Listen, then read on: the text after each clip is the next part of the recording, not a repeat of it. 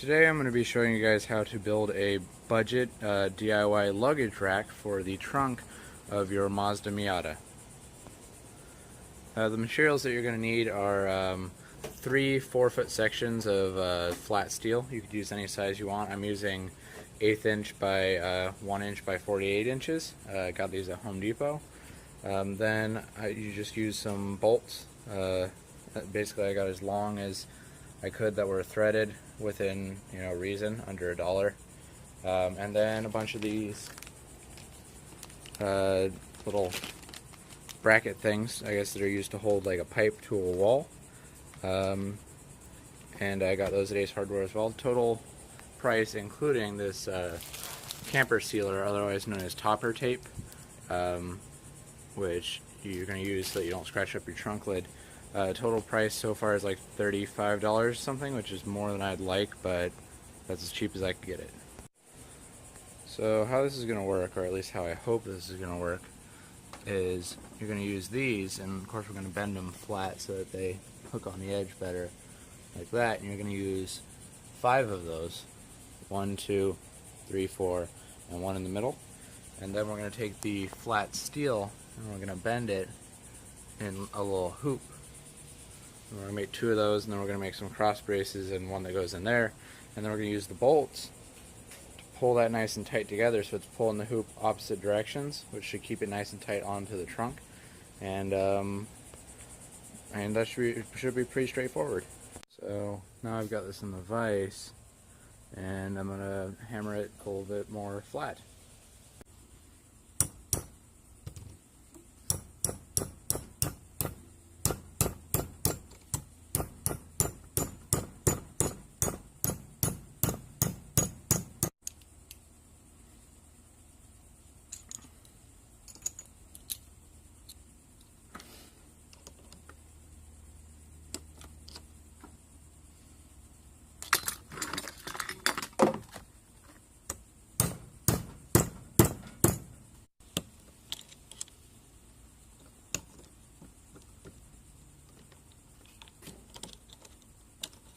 Open it up a little bit.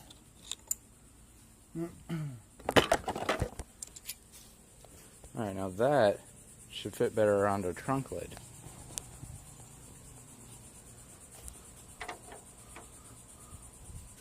So open it up a little bit more. Flatten out that portion. Now I've taken a little piece of my topper tape, put it in here. I actually had to unfold this before I could, a little bit, so I could get that in there and then fold it back together with it inside. But that's basically going to keep it from scratching your trunk lid. Yeah. So there we go.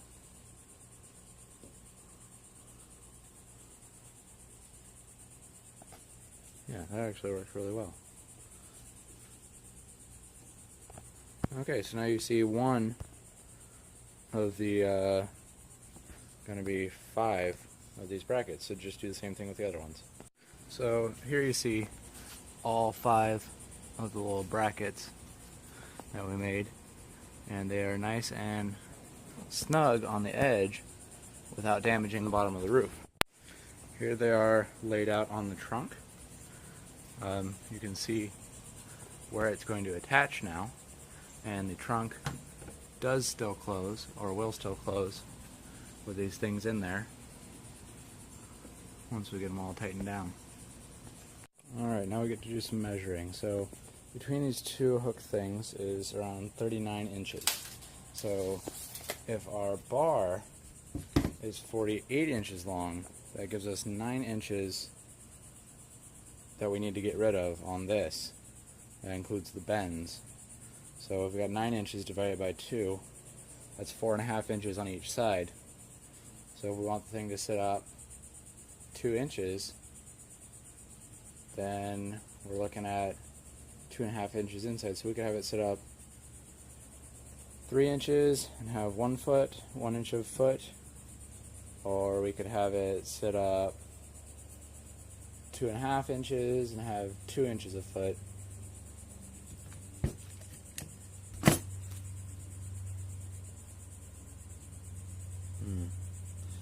I think 2 inches a foot would be good, so we'll have it sit up 2.5 inches. part is completely up to you. I'm just determining how big, how big the little hoop is going to be that holds the luggage. It's really up to you. I mean, I contemplated with making bigger hoops and raising it up to the height of the roll bar, so I could put a piece of plywood across the top or something like that. And maybe I'll make one of those later, make a little surfboard carrier or whatever. But for now, I'm just gonna basically use your own specs. I've provided mine, and then we're gonna make a little box for it. So once you have measured and marked where you're gonna bend, it's time to throw this in the vise. I'm gonna use the hammer and bend it.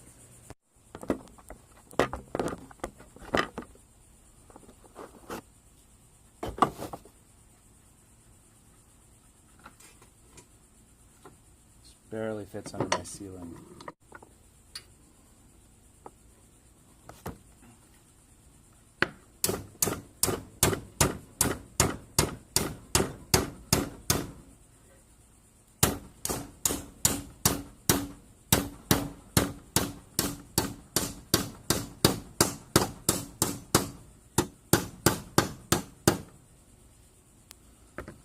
Alright, so that's one bend. Nice and right angle.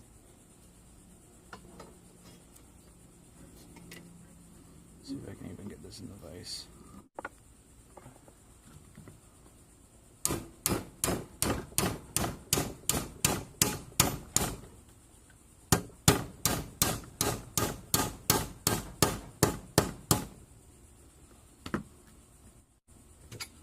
So you can see how this is going to sit on the trunk lid, just like that. It's going to sit down, come across.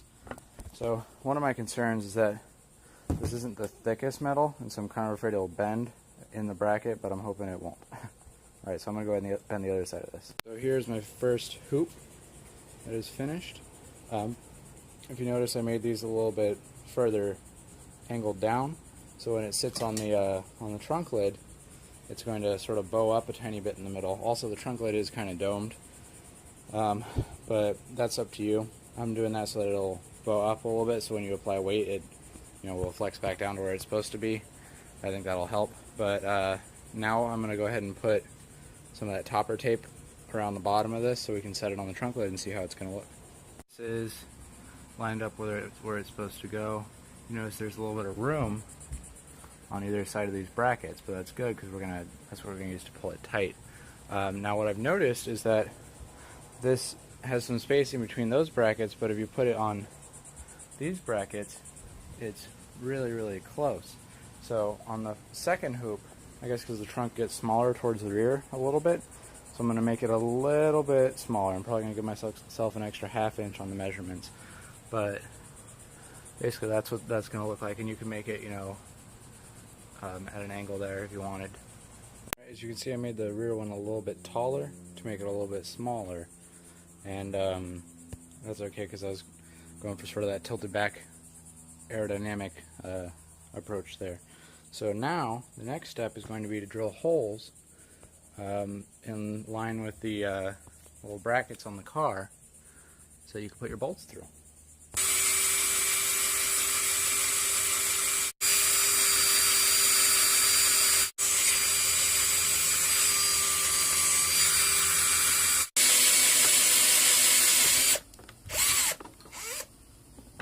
Awesome. Okay, so here you can see that's one hoop on the thing. These aren't even tightened down all the way. Need to change the angle of that because I'm afraid that's going to dig into the paint. But this side's good, nice and flat. And I mean that's decently strong. I'd put my stuff on that. So we're just going to make that, and then we're going to make a second hoop, and then we're going to make the cross bracing. It's going to attach to this so that the whole thing can't slide or bend that way. And yeah, I mean that's getting kind of close to what it's going to look like. So now we've got the two of the racks on, and you can really see how it's going to be set up. I think I'm going to bow this one up a little bit more, but there should be ample clearance for for the trunk to latch, which it did. So now this is all set up. You know, that's exactly what you would need if you wanted to throw something on the back for a luggage rack. And now we're going to work on making some like ribs going across. But yeah, and so far the only tools I need to bring with me to take this on or off is going to be this 10mm wrench and this 10mm socket on a little hand tightening thing. I also toyed with the idea of using carriage bolts with little square holes so that I wouldn't have to hold it on one side, and using wing nuts.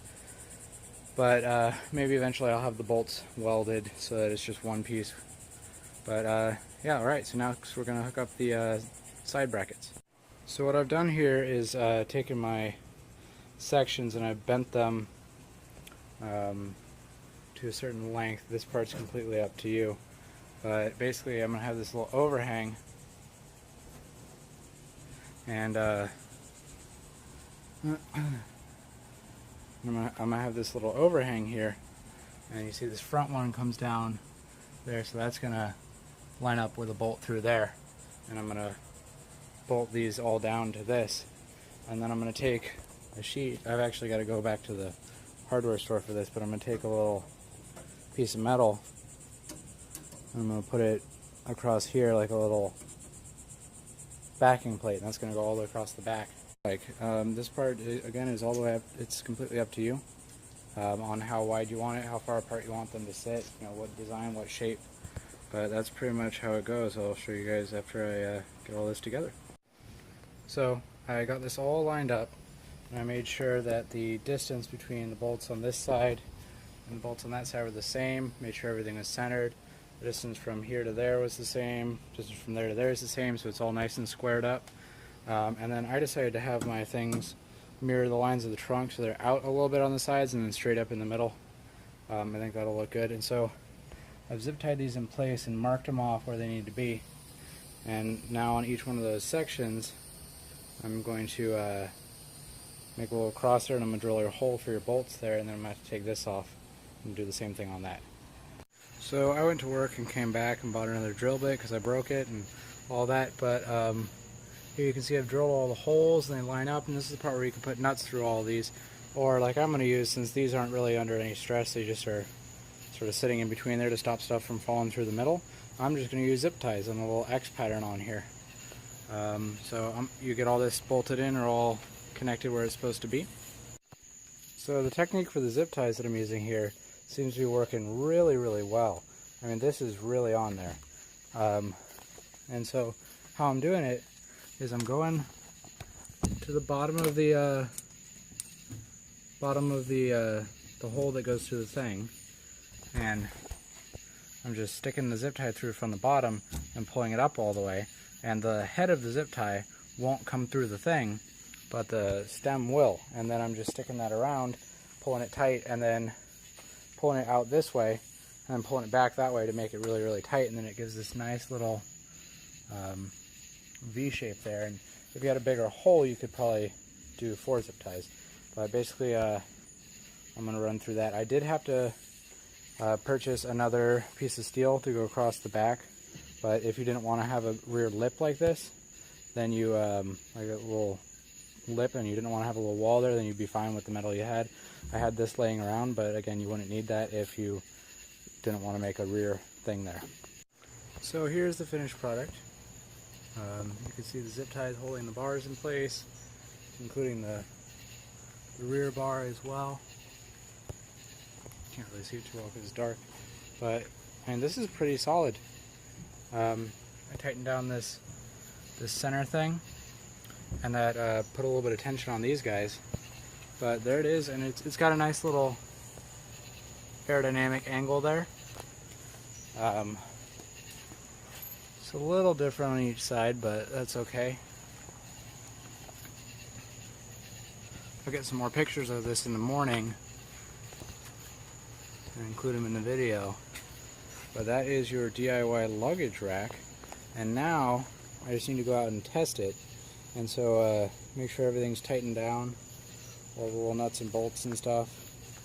But and then this will need to be painted. Before installing it, you should probably take off these little barcodes.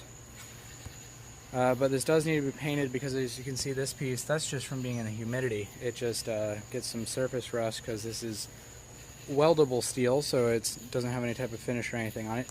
But yeah, there's your little DIY luggage rack. You could build it in an afternoon with just a drill, some zip ties, something to cut the metal with, and some parts from Home Depot. So far, the amount of money that has been spent on this is, let's see, I spent $11 at Ace, spent $25 at Home Depot, and then I spent another $5. Probably total cost under 40 bucks for sure. I think I probably totaled out at around $35, $37 for this. But then again, if you just wanted these two hoops, that would probably get the job done, and that would probably be like 20 bucks total. But other than that, I mean, you got this luggage rack, and it doesn't damage your trunk, and it opens and closes with the trunk, and you can slap some sick luggage on there. Here's another look at the mounting hardware and the thing itself. It's just all these little bolts and those little brackets coming through, and then there's the luggage rack. I'm about to paint it. Here it is, nice and painted. It's like a tan gold color. It's actually metallic gold, but can't really see it on the video. But yeah, I mean, that's gonna be really functional. Alright, so this is a highway test without the thing loaded up. It's back there. We're gonna drive all the way to Walmart. And I brought some stuff to put on the rack once we get there, once I get some bungee cords. And then we'll drive back with about 50 pounds on it and see how it does. Alright, so the luggage rack did fine at 45 miles an hour. Now we're going to test it at 50 to 60. Alright, at 50 miles an hour, I don't even really notice any difference in the wind noise. It's holding up great. I mean, I don't even see it moving or flexing or anything. So we're going to take it up to 65. Alright, so it seems to be doing fine at 65 miles an hour. I don't really travel too much faster than this, so I'd say that we're good to commence a test with the rack loaded up with some weight.